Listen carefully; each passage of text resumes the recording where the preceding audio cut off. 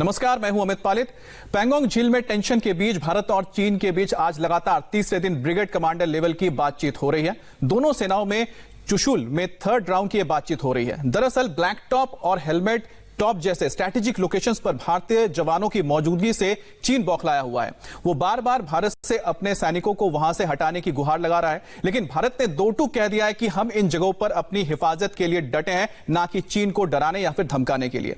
ऐसे में black top से नीचे उतरने का सवाल ही नहीं उठता है।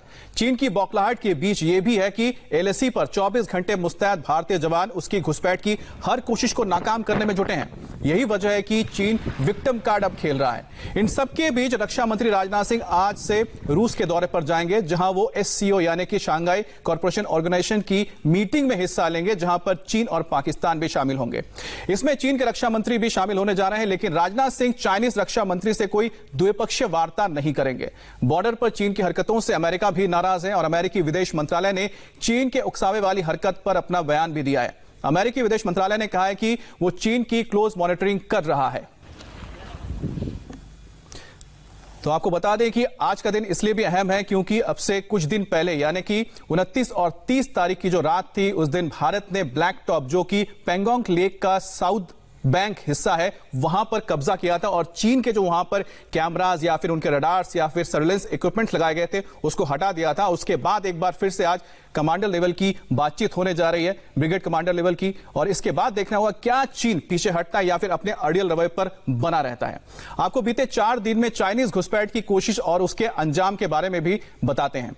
दरअसल 29 और 30 अगस्त की रात चाइनीज आर्मी ने पैंगोंग त्सो झील के दक्षिणी हिस्से में घुसपैठ की कोशिश की थी, लेकिन भारतीय सेना के जाबाज जवानों ने पीएलए को खदेड़ दिया था। इसके बाद 31 अगस्त को चीन की सेना ने हेलमेट टॉप पर गुस्ताखी की, लेकिन भारतीय जवानों ने फिर से करारा जवाब दिया और चाइनीज चाल को नाकाम कर दिया। 1 सितंबर को पीएलए ने चुमार डेप्सांग में दबाव बनाने की कोशिश की, लेकिन भारतीय सेना की मुस्तैदी की वजह से उसे उल्टे पांव भागना पड़ा है। और हमारे साथ जुड़ गए हैं संवाददाता मनीष प्रसाद ले से। मनीष, आप बताइए कि फिलहाल क्या ताजा अपडेट है वहां पर और किस तरह की स्थिति है?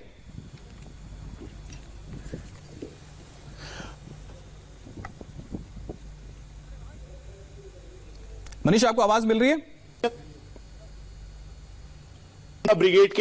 ब्रिगेड कमांडर वहां साथ सबसे इंपॉर्टेंट है, दरअसल ये समझना होगा कि पांगूर गैप जो कि एक स्ट्रेटेजिक लोकेशन है पैंगोंग त्सो के जो साउथ एरिया में पड़ता है, और यहीं पर दरअसल 29 तारीख को चाइनीज पीएलए अपने इन्फेंट्री कॉम्बैट व्हीकल, साथ में आर्टिलरी गन और अपना हैवी डिप्लॉयमेंट लेकर इसी पांगूर गैप से अंदर की तरफ लाइन ऑफ एक्चुअल कंट्रोल, जो परसिस्टेंट लाइन है, वहां पर आने की कोशिश में था। और इसी को देखते हुए भारतीय सेना ने डिफेंसिव और प्रीएम्प्टिव एक्शन करते हुए 2 मेन फीचर्स हैं। जो पांगूर गैप है उसके लेफ्ट साइड पर यानी नॉर्थ वेस्ट की तरफ है ब्लैक टॉप, उसके साथ वेस्ट की तरफ है हेलमेट टॉप और उसके साथ है त्रिशूल माउंटेन। इन दोनों के फीचर्स को डोमिनेट किया और यहां पे डोमिनेट करने के बाद जो चाइनीज हैं, जो कि अपने पूरे इन्फेंट्री कॉम्बैट व्हीकल और साथ में टैंक के साथ पांगूर गैप को डोमिनेट करने की कोशिश कर रहे थे और वो लाइन ऑफ एक्चुअल कंट्रोल के पास आ रहे थे। दरअसल उनको एक क्लियर इंडिकेशन था कि भारत डिफेंसिव और प्रीएम्प्टिव एक्शन के लिए तैयार है। वहीं दूसरी तरफ रेटिनला एरिया जो है, जिसको चाइनीज पीएलए भी कह रहा है कि दरअसल रेटिनला है, दरअसल हम उसे रेटिनला कहते हैं और वो रिजांगला से करीबन 3 से 4 किलोमीटर नॉर्थ में है। इस एरिया को भी डोमिनेट इसलिए किया गया क्योंकि एग्जाम्पल के तौर पर अगर आप पैंगोंग त्सो को देखेंगे तो हमारी परसेप्शन लाइन फिंगर 8 की थी, लेकिन चाइनीज पीएलए फिंगर 5 पर आया और वहां आकर डट गया। हम नहीं चाहते थे कि किसी भी तरीके से एक बार फिर से चाइनीज अप्रैल 2020 के स्टेटस को चेंज। मनीष, आप जरा सिंपल शब्दों में समझा सकते हैं कि जो हमने ब्लैक टॉप पर अब कब्जा कर लिया है, इसके बाद हमारी स्थिति चीन से किस हद से और किस तरह से बेहतर हो गई है? अमित, मैं आपको बिल्कुल साधारण शब्दों में समझाऊं। मैं इस समय ले से डुरबुक जाने वाला रोड है उसी के पास हूं और ये फीचर लगभग वैसा ही मिलता जुलता है। अगर आप फीचर देख के समझेंगे तो आपको आसानी से समझ में आएगा कि दरअसल पांगूर गैप मोल्डो के बीचों बीच का एरिया है और एरिया डोमिनेशन बहुत ज्यादा जरूरी था। रेफरेंस के तौर पर पैंगोंग त्सो का फिंगर 8 जो एरिया है वहां पर चाइनीज पीएलए था और पैंगोंग त्सो के फिंगर 4 तक भारतीय सेना की तैनातगी थी जो पेट्रोलिंग करती थी। लेकिन परसेप्शन लाइन को दरकिनार करते हुए अप्रैल 2020 के स्टेटस को चीन ने यहां पर चेंज कर दिया और यही उसकी गतिविधि गलवान, गोगरा और डेप्सांग में थी।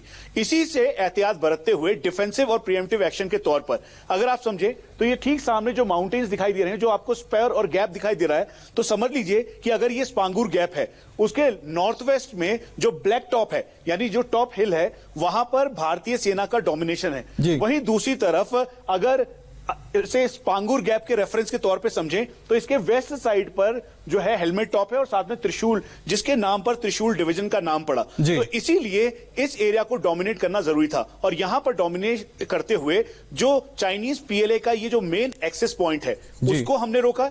उसके साथ साथ जो अग्रेसिव तरीके से 29 और 30 तारीख को चाइनीज पीएलए आगे आ रहा था उसको रोका।